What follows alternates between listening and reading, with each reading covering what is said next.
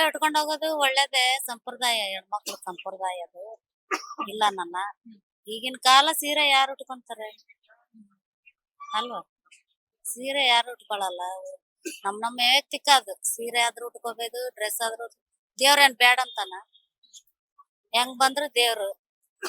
ಅದಲ್ಲ, ನಮ್ಮ ಭಕ್ತಿಲಿಂದ ಹೋಗ್ತಿವಿ, ಇಲ್ಲ ನನ್ನ ಸೀರೆ ಉಟ್ಕೊಂಡ್ ಹೋಗೋದೇ ಒಳ್ಳೇದು ಅಂತ.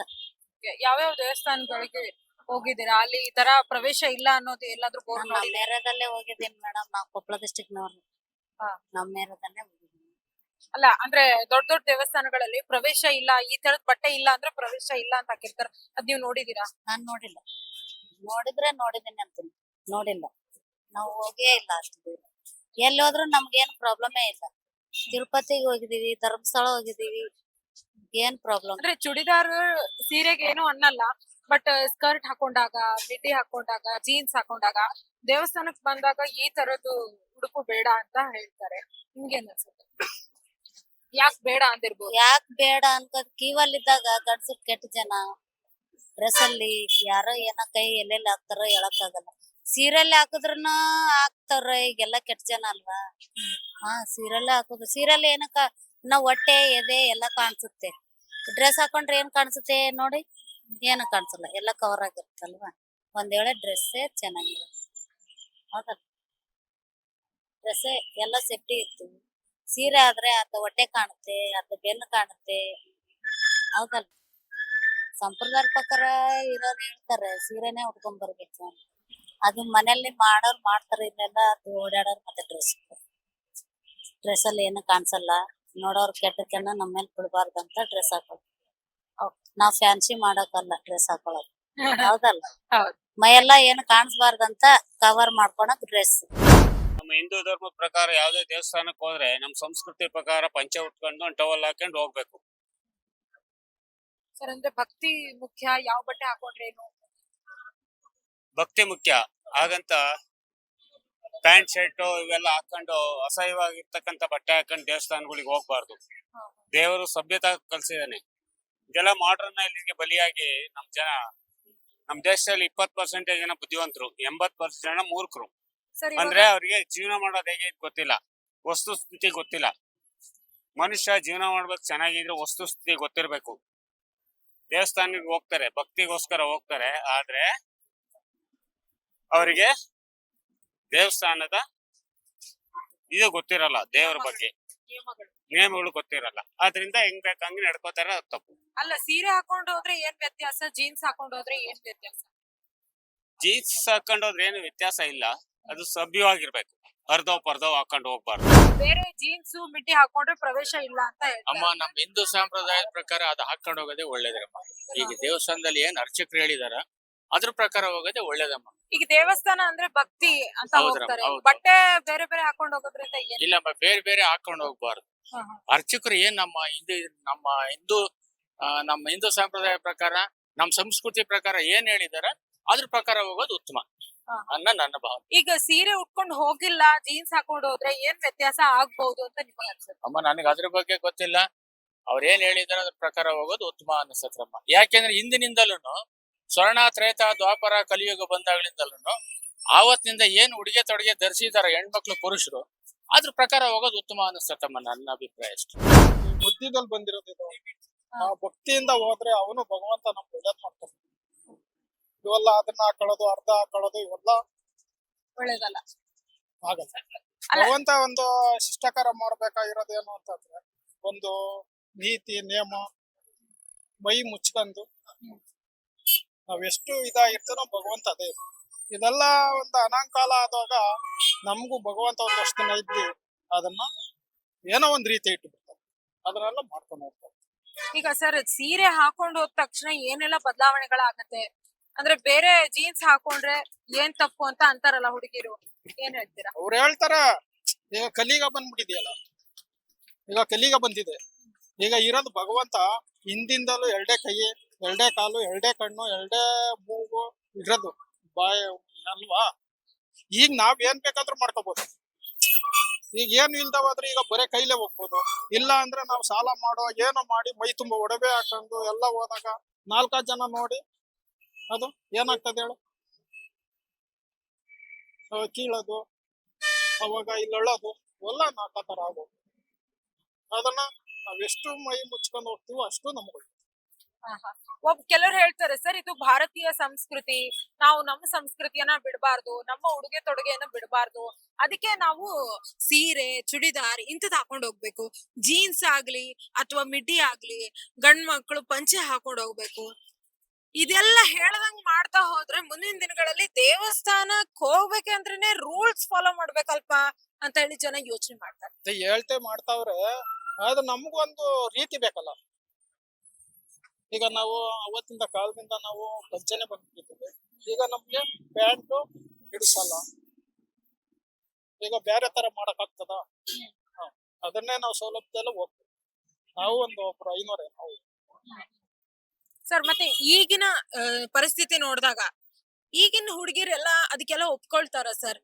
ಅವ್ರು ಒಪ್ಪಲ್ಲ. ಈಗ ಒಪ್ಪಕ್ಕೇನು ಅಂತಂದ್ರೆ ನಾಲ್ಕ ತರ ಆಗೋಗ್ಬಿಟ್ಟಿದೆಯಲ್ಲ. ಈಗ ಅದನ್ನ ಹೇಳಕ್ ಆಗ್ತದ? ಅದೆಲ್ಲ ಹೇಳಿದ್ರೆ ಒಂದು ಕೆಟ್ಟ ಬೋನ್ ಆಗ್ತದೆ. ಅದೆಲ್ಲ ಹೇಳಕ್ ಅದು ನೀವು ನೋಡಿದ್ದೀರಾ, ಟಿವಿಲಿ ನೋಡ್ತಾ ಇದ್ದೀರಾ, ಫೋನ್ ನಲ್ಲಿ ನೋಡ್ತಾ ಇದ್ದೀರಾ, ಆಗ್ತಾ ಇದೆ ಇಲ್ವ? ಅದನ್ನೆಲ್ಲ ಒಂದ್ ಗಮನ ಇಟ್ಕೋಬೇಕಷ್ಟೇ. ಹೆಣ್ಣು ಮಕ್ಳು ಒಂದ್ ಸೀರೆ ಇದ್ರೆ ಹಿಂಗ್ ಮುಡ್ಸ್ಕೊತಾರೆ, ಪ್ಯಾಂಟ್ ಇದ್ರೆ ಏನ್ ಮಾಡ್ತೀವಿ? ಹಂಗೆ ಮುದ್ರಕೊಂಡ್ ಮಾಡ್ತೀವಿ ಅಷ್ಟೇ. ಒಂದ್ ಸೀರೆ ಇದ್ರೆ ನೋಡಿ ಮೈ ತುಂಬಾ ಹಾಕೊಂಡು ಸೆರಗ ಹಾಕತ್ತೀರಾ ಇಲ್ಲ? ಈಗ ಇದನ್ನ ಹಾಕೊಳಕ್ ಬರ್ತದ ನಿಮ್ಗೆ? ಅದಕ್ಕೆ ಒಂದ್ ಸೀರೆ ಇದ್ರೆ ಹಾಕೋಬಹುದು. ಇದೆಲ್ಲ ಮಧ್ಯದಲ್ಲಿ ಬಂದಿರೋದು. ಅದು ಒಂದ್ ಹೆಣ್ಣು ಮಕ್ಳಿಗೆ ಈಗ ಒಂದ್ ಗಮಲ ಮಾಡಿ ಒಂದ್ ಸೀರೆ ಹಾಕಿ ಒಂದ್ ಫೋಟೋ ಹೊಡಿ, ಅದ್ರ ಪಕ್ಕಕ್ಕೆ ಈಗ ನೀವು ನಿಂತ್ಕೊಳ್ಳಿ, ಇದೇ ತರ ಹಾಕೊಳ್ಳಿ, ಅದು ಸೈ ಅನ್ಸ್ತದ. ಈಗ ಮುಸ್ಲಿಮ್ಸ್ರು ಅವ್ರು ಎಷ್ಟೇ ಗಾನ ಮಾಡು, ಅವರು ಇಷ್ಟ ಹಾಕಂದ್ರೆ ಹೆಣ್ಣು ಮಕ್ಳು ಹಾಕ್ತಾರೆ. ಈಗ ನಮ್ಮವ್ರು ಏನ್ ಮಾಡ್ತಾರ ಹೇಳು? ಹಿಂಗೆ ಬಿಟ್ಬಿಡ್ತಾರೆ, ಹಿಂಗೆ ಹೋಗ್ತಾರೆ. ಆ ಮುಸ್ಲಿಮ್ಸ್ ದಲ್ಲಿ ಏನ್ ಮಾಡ್ತಾರ ಹೇಳು? ನೋಡಲ್ಲಿ ಹೋಗ್ತಾವ್ರ. ಈಗ ಅಲ್ಲಿ ಹೋಗ್ತಾವ್ರ ಅವ್ರೇನು ಅದೇ ಪದ್ಧತಿ. ಮತ್ತೆ ಅವ್ರು ಏನ್ ಮಾಡಿದ್ರು ಬೇರೆದ್ ಹಾಕಲ್ಲ ಅವ್ರು. ಈಗ ನೀನ್ ಹಾಕ್ತೀಯ ಆ ತರ ಮೈ ಮುಚ್ಕೊಂಡ್ ಹೋಗಲ್ಲ. ಮನೆಯಲ್ಲಿ ಬೇಕಾದ್ರೆ ಹೆಂಗಾರ ಇರ್ತಾರೆ. ಆ ಹೆಣ್ಮಕ್ಳು ಹೋಗ್ತಾವ್ರ ಮುಸ್ಲಿಮ್ಸ್ ದಲ್ಲಿ ಅದೇ ಬಟ್ಟೆ ಹಾಕೊಂಡು ಹೋಗೋದು. ಹಾಕ್ತಾರ, ನೋಡಿದ್ದೀರಾ? ಆ ಒಂದ್ ರೀತಿ ನಿಯಮ ಇದೆ. ಆ ನಿಯಮ ಮಕ್ಕಳು ಇದ್ರೆ ಆ ಭಗವಂತ ನಮಗೂ ಒಳ್ಳೇದ್ ಮಾಡ್ತಾರೆ. ಬಟ್ ಭಗವಂತನೇ ಇವೆಲ್ಲ ನಿಯಮ ಮಾಡಿದ್ದ ಹೆಂಗ ಅನ್ಸುತ್ತೆ? ಯಾರು ಈ ನಿಯಮಗಳೆಲ್ಲ ಭಗವಂತಕ್ ಬೇಕಾ? ಅಲ್ಲ, ಇದು ಭಗವಂತ ಮಾಡಿಲ್ಲ, ನಾವು ಮಾಡ್ಕೊಂಡ್ ತಿರುಗ್ತಾ ಇರೋದು.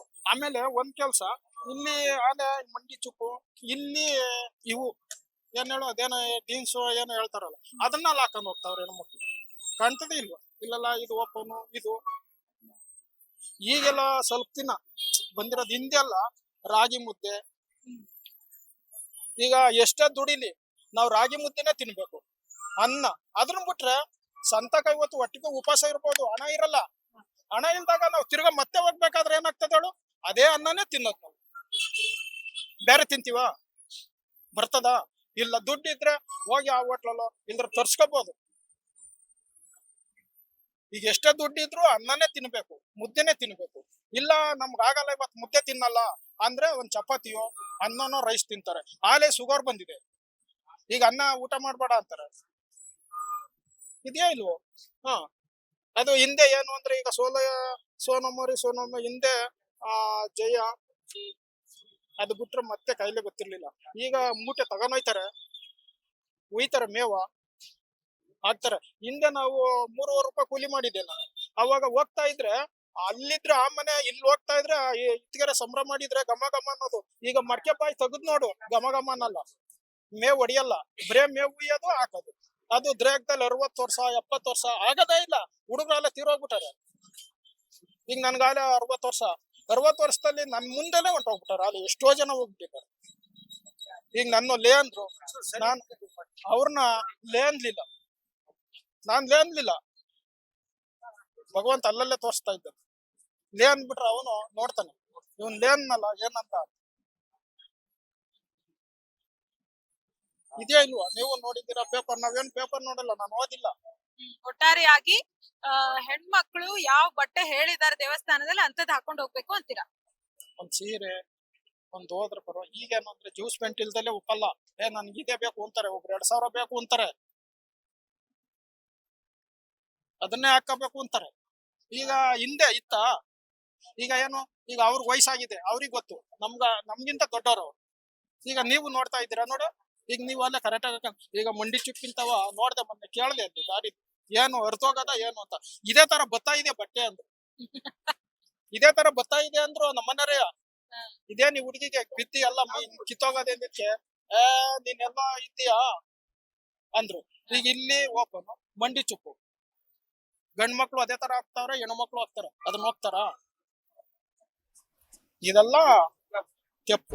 ನೋಡಿದ್ರಲ್ಲ ಜನ ಏನೇನ್ ಹೇಳ್ತಾರೆ ಅಂತ ಹೇಳಿ. No doubt common man has a special sense, not only common sense, he has some unique sense. ಹಾಗಾಗಿ ಸಾಕಷ್ಟು ಮಾತುಗಳನ್ನ ಜನರು ಹೇಳ್ತಾರೆ ಇಲ್ಲಿ. ಕೆಲವರು ಸಂಸ್ಕೃತಿಯನ್ನ ಪಾಲನೆ ಮಾಡ್ಬೇಕು ಅಂತ ಹೇಳಿದ್ರೆ ನಾವು ಸೀರೆ, ಚೂಡಿದಾರ್, ಗಂಡ್ಮಕ್ಳು ಪಂಚೆ, ಈ ತರದೊಂದು ಏನ್ ಉಡುಗೆ ತೊಡುಗೆ ಏನ್ ಮಾಡಿದ್ದಾರೆ ದೇವಸ್ಥಾನಗಳಲ್ಲಿ, ಅದೆಲ್ಲವೂ ಕೂಡ ನಾವು ಪಾಲಿಸ್ಬೇಕು, ಅದು ನಮ್ಮ ಸಂಸ್ಕೃತಿ ಅಂತ ಕೆಲವರು ಹೇಳಿದ್ರೆ, ಇನ್ನು ಕೆಲವರು ಭಕ್ತಿ ಇದ್ರೆ ಸಾಕಲ್ವಾ ಅನ್ನೋ ಮಾತು ಕೂಡ ಹೇಳಿದ್ರು. ಆದ್ರೆ ಮೆಜಾರಿಟಿ ಏನಿತ್ತು ಅಂತ ಹೇಳಿದ್ರೆ, ದೇವಸ್ಥಾನಗಳಲ್ಲಿ ಆದ್ರೂ ಒಂದು ಪದ್ಧತಿ ಅನ್ನೋದಿದೆ, ಆ ಪದ್ಧತಿಯಿಂದ ದೇವಸ್ಥಾನಕ್ಕೆ ಹೋಗ್ಬೇಕು, ಅಲ್ಲೊಂದು ಸಂಪ್ರದಾಯ. ಬರೀ ದೇವರಿಗೆ ನಮಸ್ಕಾರ ಮಾಡ್ತೀನಿ, ಭಕ್ತಿ ತೋರಿಸ್ತೀನಿ ಅಂದ್ರೆ ಅಷ್ಟೇ ಸಾಲಲ್ಲ, ಅಲ್ಲಿ ನಮ್ಮ ಸಂಪ್ರದಾಯ, ನಮ್ಮ ಪರಂಪರೆ ಎಲ್ಲವೂ ಕೂಡ ಪ್ರತಿಬಿಂಬ ಅಂತ ಹೇಳ್ತಾ ಎಲ್ಲ ಜನ ತುಂಬಾ ಒಳ್ಳೆ ಅಭಿಪ್ರಾಯವನ್ನ ಕೊಟ್ಟಿದ್ದಾರೆ ಈ ನಮ್ಮ ವಿಶೇಷ ಕಾರ್ಯಕ್ರಮ ಪಬ್ಲಿಕ್ ಮಂಚ್ ನಲ್ಲಿ. ಹೀಗೆ ಇನ್ನಷ್ಟು ವಿಷಯಗಳೊಂದಿಗೆ ನಾನ್ ನಿಮ್ ಮುಂದೆ ಹಾಜರಾಗ್ತೀನಿ. ನೀವ್ ನೋಡ್ತಾ ಇರಿ ವಿಬಿ ನ್ಯೂಸ್ ಕನ್ನಡ, ಇದು ಕನ್ನಡಿಗರ ಪ್ರತಿಧ್ವನಿ.